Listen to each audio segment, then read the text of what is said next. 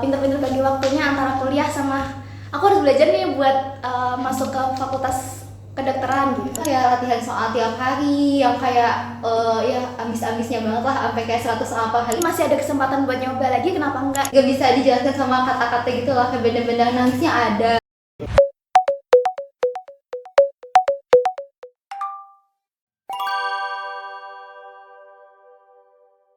Oke, kembali lagi bersama dengan salah satu proker dari bidang RPK IMM, yaitu Merit Medical Santri Dahlan. Oke, kali ini aku mendatangkan narasumber yang cukup kece ya, dan juga dia tuh berprestasi dan lain sebagainya. Oke, amin. Oke, bisa memperkenalkan dirinya mungkin ya satu-satu. Halo semuanya, nama aku Adila Sawaya dari Angkatan 22. Halo, perkenalkan aku Putri Akila Safa Amanda dari Angkatan 22, biasanya dipanggil Akila. Wah, udah tahu kan nama-nama kakak-kakak cantik ini. Oke, kali ini langsung aja untuk hemat waktunya. Aku mau tanya sama kalian nih, kayak alasan masuk FK itu apa sih gitu. Mulai dari Teh Alat mungkin.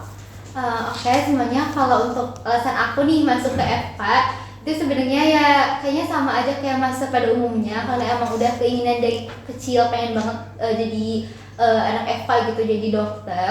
Terus ditambah lagi aku yang basicnya dari keluarga tuh nggak ada yang dokter, jadi kayak pengen nih jadi sesuatu yang beda di keluarga, jadi dokter gitu. Oke, kalau dari Akila sendiri? Kalau dari aku sama sih kayak Ala, kayak emang dari kecil pengen jadi dokter karena dari kecil tuh kayak pengen jadi kayak orang tua kebetulan profesinya dokter kan, jadi kayak dari kecil pekerjaan yang dilihat tuh pekerjaan dokter gitu, jadi pengen jadi dokter karena pengen nolong banyak orang banget. Oke, wah sangat inspiratif sekali ya teman-teman. Oke, selanjutnya aku mau tanya lagi nih, gimana persiapannya buat masuk FK?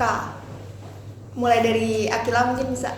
Oke, kalau aku tuh nyoba FK tuh 2 kali ya, jadi aku masuknya gap year, karena gap year. Jadi dulu kalau apalagi waktu aku tuh masa COVID kan, jadi COVID itu akhirnya sekolahnya dari rumah. Di situ kita harus pinter-pinter banget kayak ngatur waktunya, karena pasti malas banget kan, tiba-tiba kayak sekolahnya dari rumah nih gitu. Jadi kalau aku lebih ke aku bikin jadwal buat diriku sendiri, kayak hari ini tuh targetnya aku harus ngerjain soal apa gitu. Gitu. Sebelumnya kalau gap year mungkin dulu dari kuliah atau emang gap year pure 1 tahun nganggur di rumah atau gimana? Kalau aku gap year-nya udah kuliah dulu. Jadi dulu tuh kayak harus ini sih pinter-pinter bagi waktunya antara kuliah sama aku harus belajar nih buat masuk ke fakultas kedokteran gitu. Jadi lihat teman-teman kayak abis kuliah main gitu, aku nyobain buat gimana belajar buat masuk ke FK ini. Oke, kalau dari Teh Alat? Kalau aku sendiri, aku nggak gap ya, aku lulusan 22 berarti ya, lulusan 22. Terus ya kalau buat persiapannya lumayan yang tersusun dari awal banget sih, dari awal SMP kayak udah oke, harus ini gimana caranya biar masuk dokter gitu, jadi dokter gitu. Terus kalau misalnya itu nyobain biasa lah SNPTN, terus UTS-nya berujung ke UTBK juga, terus kayak ya gitulah kayak latihan soal tiap hari yang kayak ya ambis-ambisnya banget lah, sampai kayak 100 apa hari gitu. Oke. Kalau aku boleh tahu nih, udah berapa kali percobaan buat masuk FK? Mungkin dari Teh Hala bisa. Negeri atau swasta dulu? Ya semuanya. Kalau semuanya mungkin ini SNMPTN aku gagal, UTBK juga gagal. Aku nyobain ujian mandiri. Ujian mandirinya aku nyobain yang ke UNS, terus aku nyobain Unpad lagi, SMUP, terus SIMAK. Terus apalagi ya, aku lupa. Nggak ada satu lagi, dan itu yang ujungnya di sini. Kalau untuk swastanya aku nyobain yang se-Jogja, UI sama UMY. Kalau dari Akila sendiri mungkin kan dari gap year kan, dari tahun lalu percobaannya udah berapa kali, terus bisa sampai akhirnya sekali nyoba nih langsung di UAD keterima kan, atau gimana gitu? Ya kebetulan aku dibolehnya cuma di Jogja doang ya, maksimal tuh di Solo. Jadi kalau yang di luar Jogja cuma nyoba UNS. UNS tuh kayak yang di Jogja kayak yang UTUL, UGM, UII sama UMY. Berarti masih daerah sekitaran sini ya? Nggak nyoba luar Jawa gitu? Enggak nyoba. Oke. Seberapa penting nih support system buat buat ngedukung dari mulai persiapan, kan otomatis kan kita juga masuk ke FK itu kan nggak langsung berhasil dalam sekali berhasil gitu kan, nggak sekali tag gitu, nggak sekali shoot. Nah, support system itu sepenting apa sih mungkin dari Teh Alas?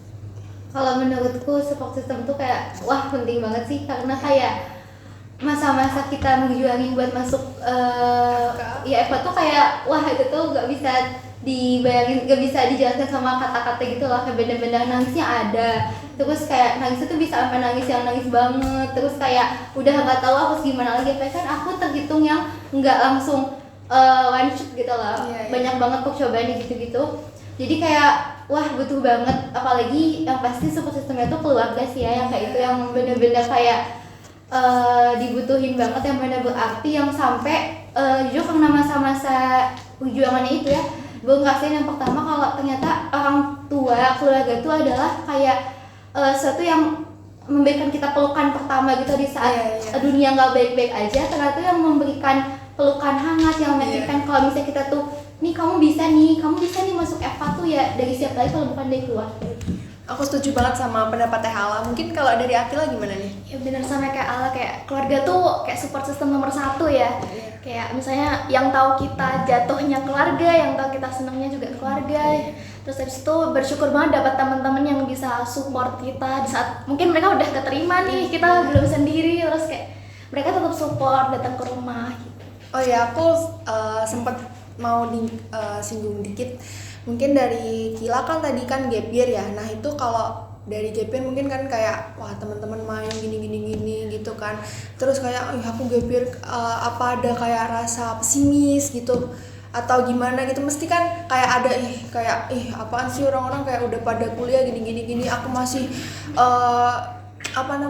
ngejar FK gini gitu kan. Nah kalau dari Kila sendiri gimana pendapatnya? Kalau aku ya awalnya pesimis, awalnya mau stay aja sih di fakultas yang sebelumnya. Ya. Tapi kayak masih disuruh untuk nyoba lagi, masih ada kesempatan buat nyoba lagi, kenapa enggak gitu loh. Terus habis itu alhamdulillah masih dikasih kesempatan buat jadi mahasiswi fakultas kedokteran juga.